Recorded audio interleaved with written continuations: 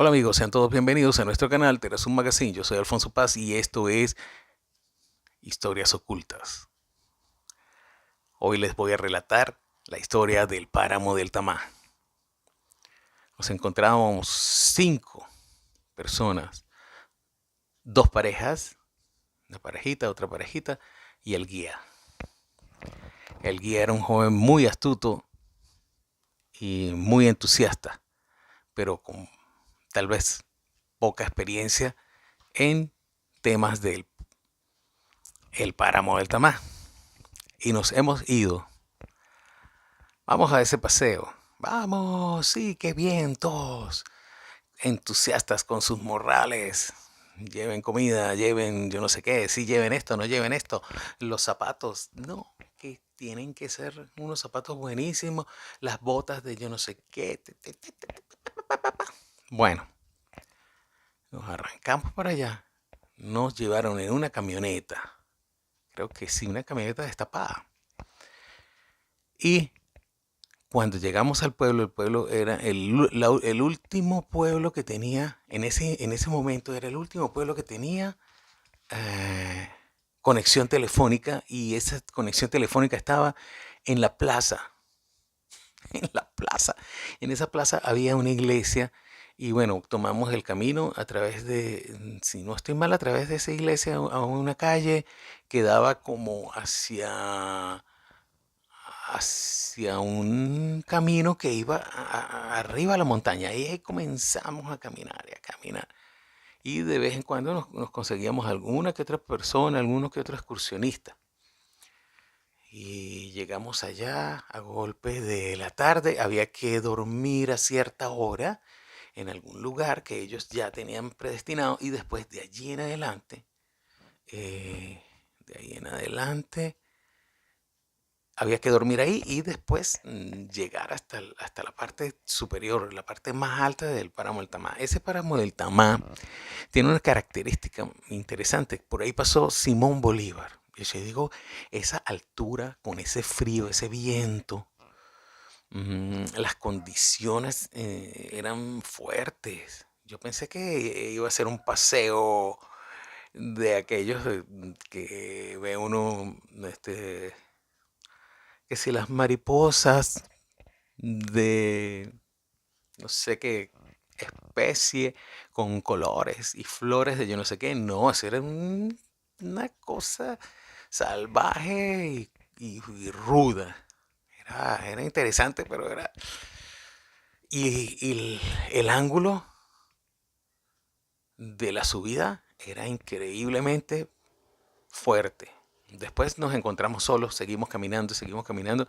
De repente comenzó una lluvia, pero era una lluvia tan intensa que yo dije, Dios mío, aquí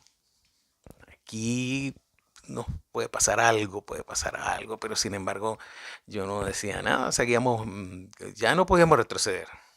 Era muy tarde, ya habíamos caminado mucho. Lo peor era ponernos a hacer susto o a decir cosas que pudieran influir en los demás y bueno, ok, de aquellas cosas tipo película. Y comienza uno a imaginar y a caminar y camine y camine. Y esa lluvia, cuando comienza, de repente llegamos como a una parte en que se despeja el bosque y lo que vemos es un espectáculo de carpas que se las había llevado el lodo, cosas, y se veían que eran como cosas de niños, pero los niños ya no estaban ahí, ni las personas que estaban haciendo esa campaña ya no estaban ahí, no sé, tuvieron que haber salido corriendo, se los llevó el agua con el barro, yo no sé. Eso a mí me asustó y yo dije, bueno, pero si ya pasó, estará río abajo, colina abajo, no sé. Yo imaginé lo peor, pero de ahí, ¿qué hacer? ¿Regresar? Y si viene otra guada de esas o subir, no sé. Seguimos subiendo y suba tratando como de esquivar eso. Por allá ya después nos agarró la noche y la noche, pues, con la noche el susto y los sonidos que uno no está acostumbrado. Uno no está acostumbrado a esos sonidos y a ese tipo de cosas.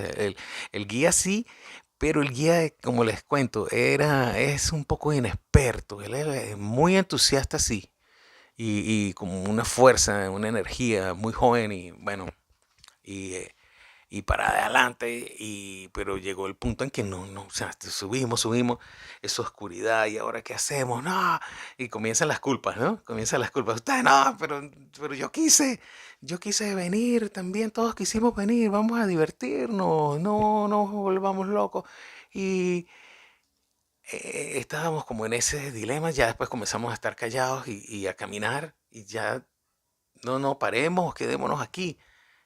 Apareció un hombre.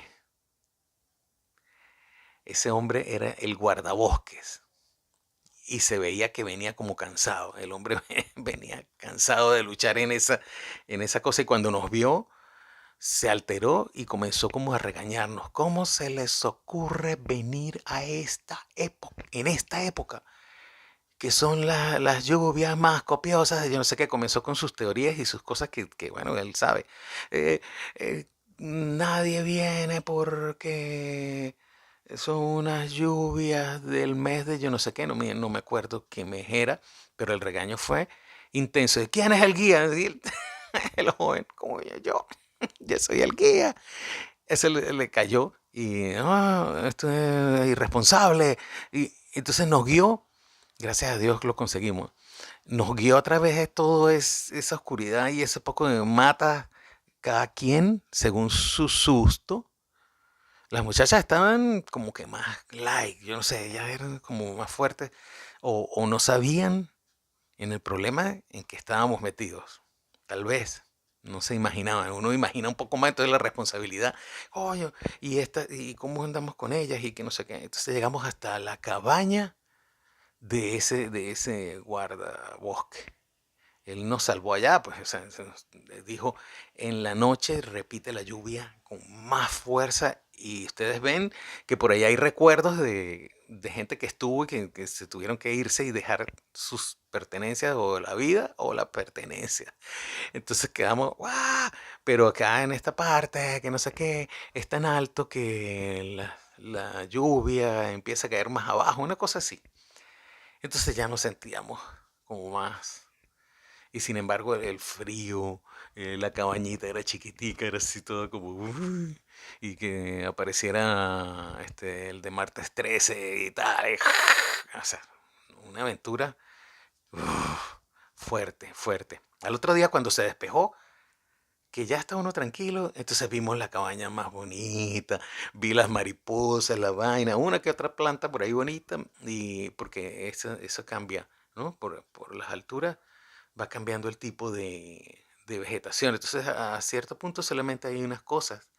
Y después ya más abajo, más cerca de la humanidad, se veía bonito. Sí, se veía bonito, pero nosotros todos cansados, trasnochados, llenos de barro, sudor y lágrimas. No, no, no, no. Una aventura bastante fuerte. Una aventura fuerte. Después no, después... bueno, esa noche comimos muy rico con arepas, con café, a dormir, la cosa. Y, bajamos temprano, cuando lo que salió el sol y se despejó la cuestión. Y pasamos por donde estaban los muchachitos los vimos abajo y también le echaron su regaño. Abajo en la plaza, y ellos eran scouts, pero como que no eran muy incautos, así como nosotros que nos metimos en ese problema. Y, colorín colorado, este cuento se ha acabado. Cuando llegamos a la casa, una de las chicas había dejado el carro en el estacionamiento, y el perro del guía le había mordido, le despedazó el parachoque, porque el carro era un Renault de esos que tenían parachoques de plástico, y el perro, yo no sé por qué, el perro loco, agarró y le echó muela y le rayó con las garras. Esa muchacha lloraba. Cónchale, mi carro, mi carro. Y después de todo esto, pero chica, regresamos y estamos vivos. Y nos quería matar. Pobrecita. El perro había acabado con el parachoques del carro. Lo rasgó, lo mordió, lo alcanzó a arrancarle, o sea, quedó así en la mitad. Le arrancó, lo arrancó de su sitio y quedó así colgando y bueno, horrible. El perro, creo que al otro día, a los 2 días, se perdió o lo perdieron y no, se perdió y no lo buscaron más. El papá de mi amigo dijo, no, no, que se pierda ese perro loco, que qué pena. Y ahora sí, esa historia fue muy drástica. Por cierto, por ahí pasó Simón Bolívar.